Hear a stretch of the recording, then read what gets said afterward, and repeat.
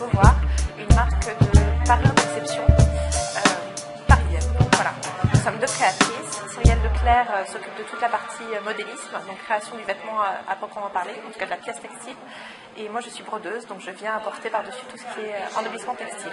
D'accord. Alors, tu fais dans l'ultra-luxe. Est-ce que tu peux nous dire ce que c'est exactement ce concept? Alors, l'ultra-luxe existe depuis quelques années maintenant, en fait, et le fruit du ras-le-bol de tout ce qui est maintenant luxe, qui est un terme complètement galvaudé. Le luxe étant tout ce qui est logo, en fait, et Gucci, Prada et compagnie, qui ne sont plus capables d'apporter aux clients le niveau de service attendu. Et donc, du coup, même ces marques-là s'orientent vers l'ultra-luxe, qui correspond en fait à une expérience au-delà d'un simple achat classique.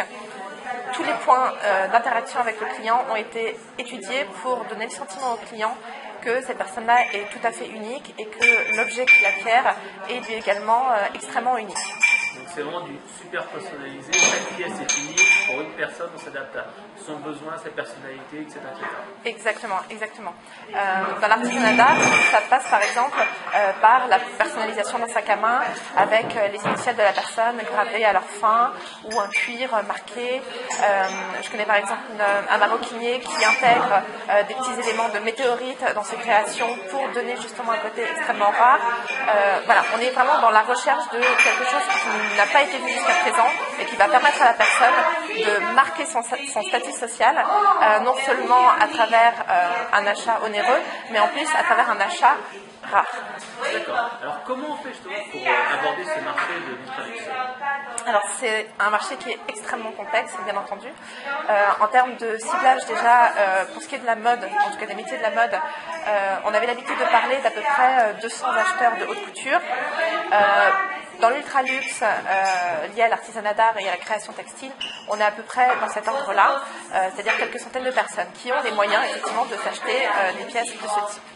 En termes de stratégie, on est dans la quintessence du marketing puisque bien évidemment, on n'est pas dans le marketing de masse, on n'est même pas dans le one-to-one, c'est vraiment du sur-mesure. Ce sont des personnes qui n'ont pas la même vie que nous. Les clients de l'ultra-luxe ne vont pas faire des magasins, ils ont des personnes qui leur font la cuisine, le shopping, etc. Et donc du coup, ce sont des personnes qui sont extrêmement difficiles à toucher. Ce sont des personnes qui aiment la confidentialité et qui ne souhaitent pas. Internet, ils vont pas dans les boutiques classiques. Elles vont sur Internet, mais il faut leur amener le sentiment qu'elles ont elles-mêmes découvert la marque et le produit, et pas qu'on les a amenées sur le site de la marque à travers des bannières publicitaires ou un encart dans un magazine. Donc il faut, quand on est une marque ultra-luxe, être capable de rentrer dans ce club très fermé de personnalités qui sont harcelées de communication en tout genre et qui souhaitent avoir le sentiment de découvrir quelque chose. D'accord, donc d'expérience, comme tu disais tout à l'heure. Alors comment ça marche? Est-ce que c'est, tu m'as parlé tout à l'heure de la puissance du réseau, c'est là que ça marche, c'est une des clés? Ou alors il y a des événements spécifiques dans l'ultra-luxe? Alors, il n'y a pas de recette magique pour l'ultra-luxe, sinon je pense que tout le monde s'engouffrerait dans la brèche. Le réseau, comme tu l'as cité, est extrêmement important. Il faut savoir dire non, en fait. Il faut savoir refuser certaines opportunités. Pour Beauvoir, on l'a fait. On a déjà eu des propositions d'exposition dans des lieux qui n'étaient pas suffisamment haut de gamme. Et en fait, nous avons pensé que être exposé en face de tel ou tel créateur haut de gamme, mais pas suffisamment, nous aurait desservi. Donc il faut savoir vraiment sélectionner les partenaires, les prestataires, les fournisseurs et tous les endroits dans lesquels l'univers de la marque sera perçu, même de manière très infime. C'est l'une des clés. Alors, je pense que la clientèle est mondiale.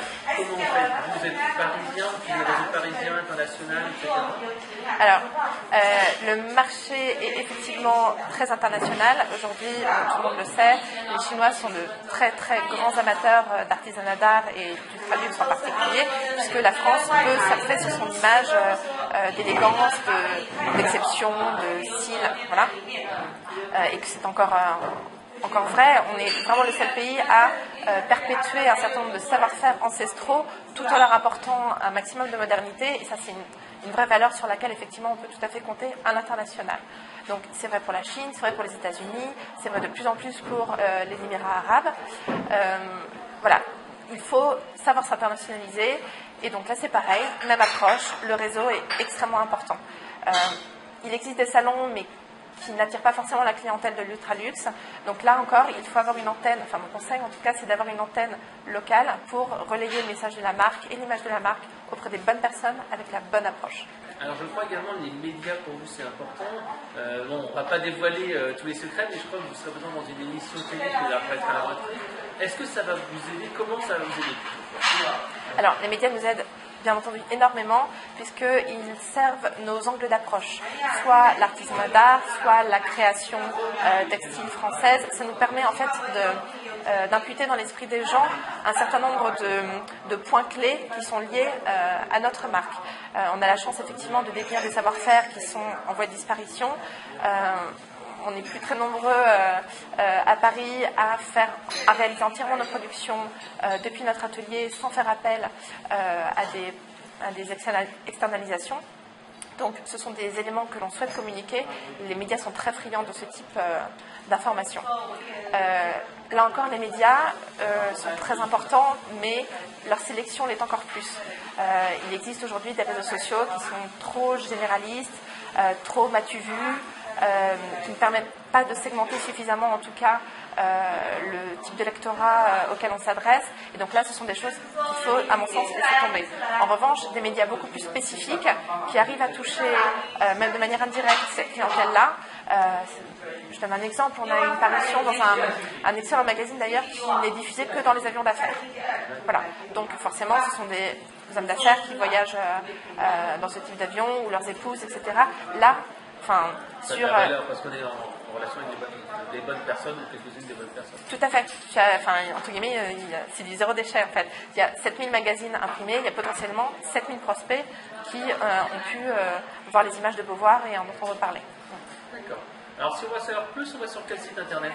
Eh bien c'est très facile. La marque s'appelle Beauvoir, donc www.beau-voir.com. Ok, merci, à bientôt. Merci à toi.